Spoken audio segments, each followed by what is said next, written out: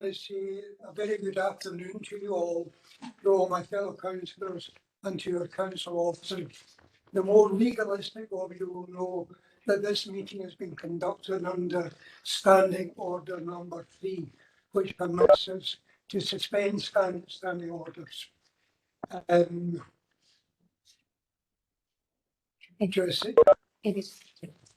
some extent, we are working against the clock this afternoon, because a number of members are due to attend the Environment and Regeneration Committee scheduled for 3 p.m. and I hope that we have completed our business for then. If not, so be it. Diane, are there any apologies and declarations? Sorry, Lindsay. Yes, we have apologies from Councillor Jim McElhaney. Provost, we're going to move to roll call. The following members please indicate they're present at the meeting either in person or remotely. Councillor Appendix. Remotely. Provost Brennan. Good afternoon. Councillor Brooks. In person. Councillor Clockerty. Remotely. Councillor Crowther. Remotely. Councillor Curley. I'm present. Councillor Dorian. Remotely. Councillor Jackson. Remotely. Councillor MacLeod. Remotely. Councillor McCabe. Remotely. Councillor McCormick. In person. Councillor McElhaney. Chris McElhaney. Councillor Mackenzie. In person. Councillor McVeigh. Remotely. Councillor Moran. Remotely. Councillor Murphy. Remotely. Councillor Nelson. Remotely. Councillor Quinn. Councillor Rebecca. Remotely. Councillor Robertson. Councillor Wilson. Are there any declarations of interest?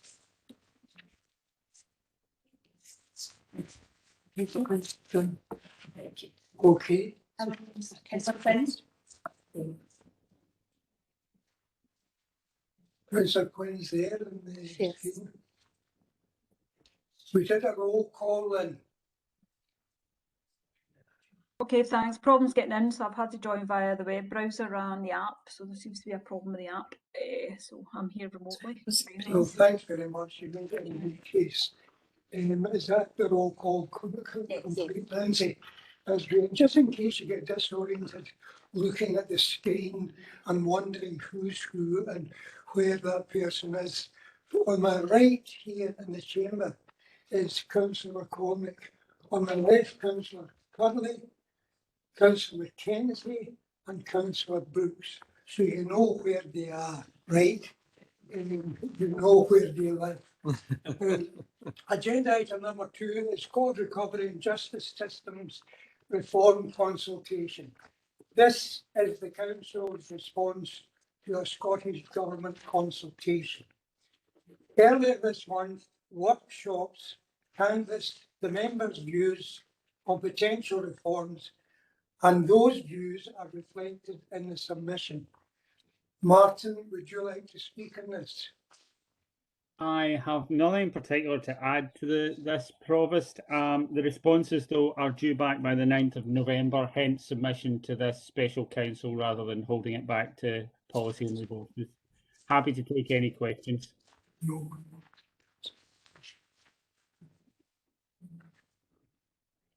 No, there are no questions. No questions. Councillor Robertson. Thank you, Provost. I really just wanted to say thank you to officers for, first of all, the opportunity to participate in the briefing that allowed us to look at the consultation, but also to thank them for really accurately reflecting the comments that we actually made on the day. You always do have a quick look to make sure that the things that you've said have been articulated, and I just want to say thanks. I really think they've been captured well, so thank you. No other comments, questions? No. Sorry. Councillor Rebecca. Actually, it's just on a comment later on, it turns around and says about 2 p.m. staff over. I was never, when this first happened, everybody thought staff were going to be protected. Is there any other things now, Stephen, that gives them better protection, because my understanding is you get transferred over and 2 minutes later they can change your title and you're basically got the job you knew, and that would annoy me, because we've had good staff that worked right through this, and as I said, even getting this report, I wouldn't like to see that happen the way it Channel, happened. sorry, Channel, I take it that's a question for Martin. I think, Provost, that Councillor Becky might be thinking about the next consultation. Yeah, I think he is. I think so. Yeah. Okay, do we approve the consultation response? Agreed. Great. Just before the next item, I'd like to register my thanks to Martin for the excellent work he has done on behalf of the council and the people of Inverclyde in recent months.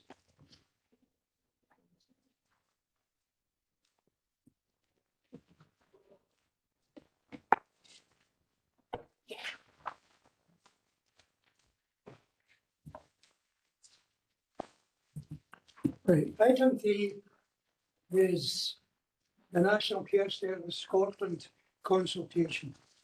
As you all know, the Keeley Report on Adult Social Care recommended a National Care Service be set up. The questionnaire in Appendix 1 has been completed, and the written submission in Appendix 2 reflects the Council's response in more detail. Andrina, would you like to elaborate on that? Thank you, Provost. Good afternoon, everybody. Probably not a lot more to say other than obviously we have held the 2 briefing sessions with elected members, and we got a good turnout at both. The submission that accompanies the consultation response, we were very keen to make sure that we submitted that, to make sure that Inverclyde Council's points we were clear, and we were able to provide clarity on some of our points where the actual consultation template did not allow us to do so. Can I just point out, in terms of Appendix 2, which is the submission to accompany, there is a word missing, which I would just like to bring to everybody's attention, which is on the last paragraph of the Case for Change section that starts the Adult Social Care Review. It should read: the Adult Social Care Review had a strong focus on human rights. The word focus is missing, but hopefully other than that, the response has been fairly easy to read and for members to understand. And I'm looking for approval to submit this to the Scottish Government by the 2nd of November next week, which is the closing date for the consultation. And I'm happy to take any questions. Thank you. Stephen? Yeah, thanks, Provost. I'm pleased to see Councillor Wilson is joining us remotely today. Missed obviously the roll call vote, but the roll call. So it's nice to see you, Councillor Wilson. I was busy sorting out problems caused by the council. Okay, thanks for that. Yeah, Provost, I'm happy to support the proposed response, which has been developed by officers in consultation with elected members, and certainly I think we've had some good input from elected members. I think it's a very thorough and professional response, and I genuinely hope that the Scottish Government listens to the points that are being made by the Council, and I'm quite convinced very similar points will be made by councils across Scotland and by COSLA indeed, who are considering its response to the consultation tomorrow. I mean, I don't think there's many of us who are not intrinsically, I suppose, attracted to the notion of a National Care Service. But when you look at the detail, I have to say, or the lack of the detail, that's where I've got concerns about what the government is proposing. And I am absolutely under no illusion and no doubt there is scope for significant improvement in the quality of social care service. And that includes here in Inverclyde and across the rest of Scotland. But to me, the principal requirement that we need is to improve those services is proper resourcing, including actually paying those who deliver the services a fair wage for delivering those services. They are very onerous and demanding jobs that people who work in care have. And I simply don't think, as a society, We recognise that for the vast majority of people who are delivering those social care services.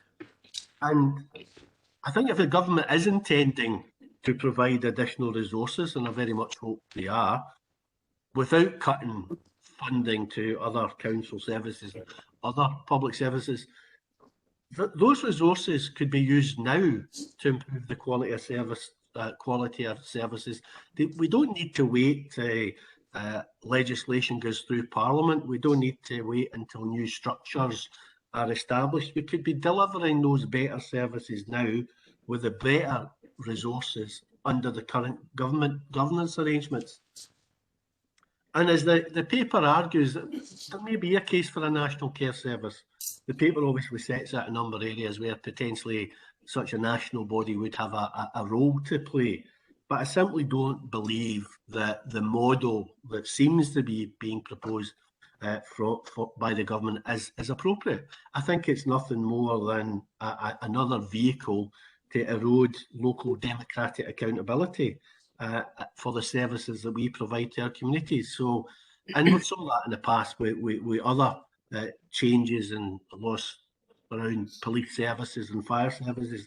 And I just don't think that the case for change has been made to the extent that the government seems to be making the case. And as I said, I am fully supportive of the response that's been made and happy to move that we agree the recommendation. Thank you, Stephen. Then we've got a comment from Elizabeth. Thank you, Provost. I would also like to commend the work that's been done in terms of preparing this. Firstly, in terms of the documentation that's been presented to us with proposed responses, but also in terms of the engagement with us to refine and inform that. I think it's been a really exceptional piece of work for something that is such a significant policy and something that's going to really change the landscape of how we do things in Scotland moving forward. I've come on a bit of a journey with my thinking on the National Care Service, because I really do see through the engagement in terms of the consultation that this is the start of a conversation and not the end. The National Care Service has been noted and acknowledged as something that's required or something that should be pursued by a number of parties in Holyrood, not just the SNP. And I really feel in terms of that how we do this matters. And that's, I guess, the whole point of the consultation.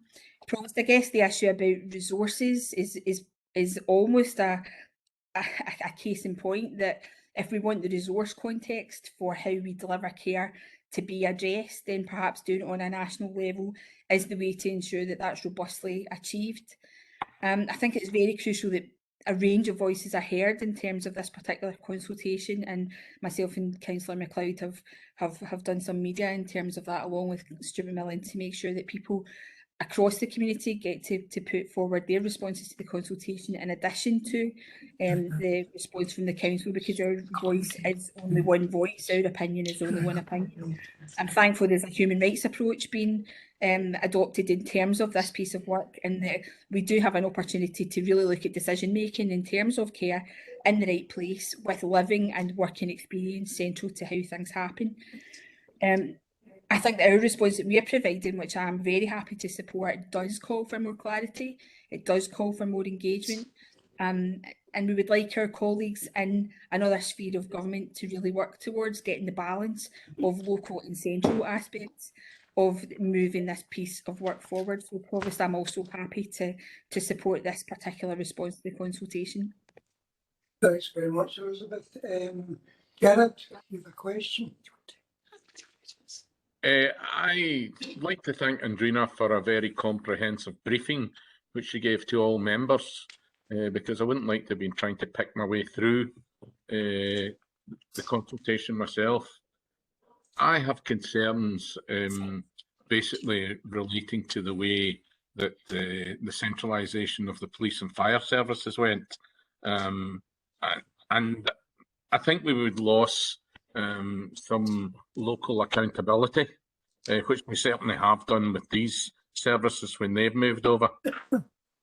So we also have the concerns that sufficient money is put in place to fund this care service, and also the to pay the people the going rate as well. Thank you, thanks, Jenny. Thank you very much. Jim McLeod. Yeah, thank you, Provost. Can I also echo what others have said and thank Andrina and the service for putting and her team for putting the response together on behalf of the council, and you know, quite rightly too. This is a consultation, and any concerns or any questions that come from it are rightly raised, and that's what consultations are all about. So, as at the heart of this, I think I think we're recognising that this is a human rights issue. The people's need and care should be treated in that manner. I don't think everything has been perfect, and indeed I think the pandemic has shown up certain frailties within the care sector, and I mean across Scotland and the UK, and so I think the status quo is not an option. We'll have to look at other ways forward. Liz is absolutely right. This today is obviously discussing the council's response to the consultation, but absolutely right that we should be letting other people in our communities know there is a consultation ongoing, so as other people, whether it's individuals or organisations, can also take part in that, because it is about many of them too, and carers and people who help to deliver services too. So I think that's really important.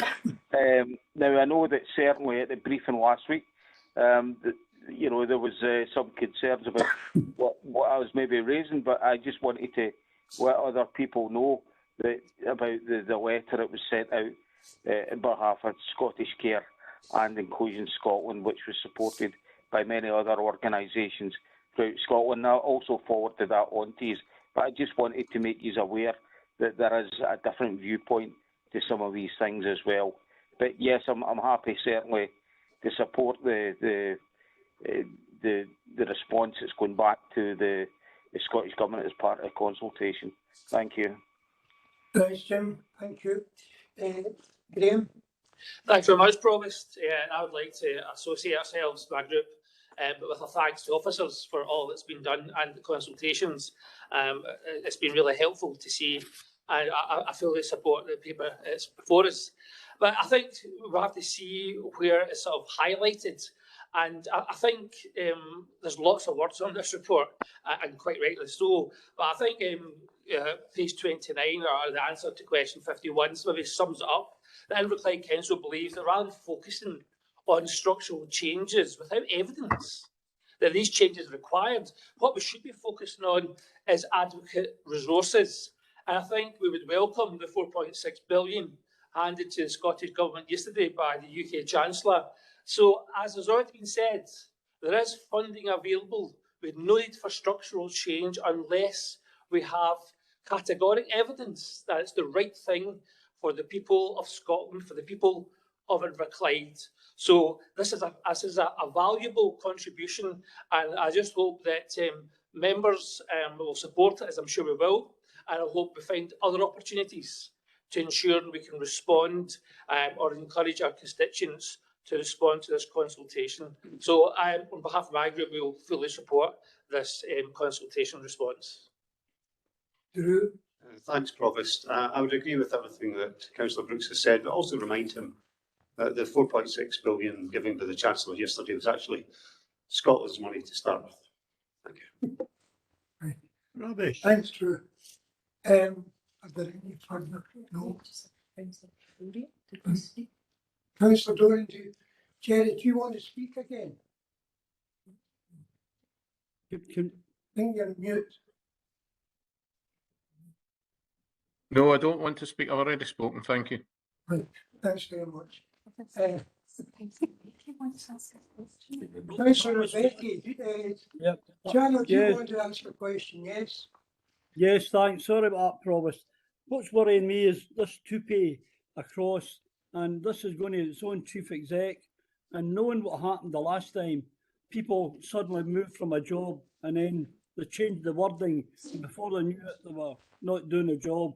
That worries me, because let's be serious, we're talking about Adrina, and think what she's done here. She's made a very difficult job pleasant to read, and also pleasant, but got a point across very directly and in a nice way, while she was saying you should look at other ways. But seriously, if we've got staff right through the NHS, right through council there who have worked over this pandemic, and they could be suddenly shifted and possibly through that out of job. And I've got enough problems in here if they've done that. Just think how bad it'll be now if they suddenly change, and that could happen, and it did happen before. And I couldn't understand it the first time they ever 2-paid somebody across. I just wonder, they told us there were safeguards, and as far as I'm concerned, 2 seconds after you shift over, your safeguards go out the window, and that worries me. Thanks, General. I think that Stephen may answer your misgivings to some extent. Yes. Stephen. Thank you very much, Provost, and thank you, Councillor Rebecca. Yes, in terms of the wider workforce here that we're dealing with in terms of health and social care, it is unclear, as we know at this moment in time, whether there will be a full-scale transfer of staff to another organisation. Certainly, 2-pay regulations provide protection for employees' terms and conditions who might be transferring in this kind of manner. So, Councillor Rebecca, you may have had experience, we know it in the past, you know, that staff transferring to other organisations, the organisation might seek to harmonise terms and conditions, but 2-pay does prevent them from doing that. They can only do that in very exceptional circumstances. Otherwise, it could well be successfully challenged. You know, so my view would be in this circumstances, I know we don't know the detail, but should there be a transfer of staff, then the 2-pay regulations would apply, and that staff terms and conditions would be protected. And 2-pay does protect terms and conditions indefinitely. So although we're short of a bit of detail about what the final proposals are going to be, that would certainly be my view, that staff's terms and conditions would be protected in the eventuality of a transfer. Thank you. Stephen. Are there any further... Thank you, Stephen. Thanks, Stephen. I don't doubt you, but as I said, we know that this did happen, and they seem to get away with it. And that annoyed me, and what annoyed me was the unions let them away with it. So I would have been like you, I would have been fighting tooth and nail if somebody done that to me. Yes. Let's hope it doesn't happen. And it's a great article back. Thank you for that, Provost. Are there any... Provost. Yes, Tim. Yes, Provost. Sorry, just one last thing I did mean to say earlier was, and I think Elizabeth alluded to it too, that it's not just the Scottish Government here who have pushed or promoted a national care service. Indeed, Richard Leonard, the previous Labour leader in Scotland, ran a consultation on a national care service on behalf of Labour in 2020. So it's not just the Scottish Government who have been in favour of a national care service. Thanks very much, Tim. Quite a number of comments and commentators have added to the sum of human knowledge. So, Councillor McCabe.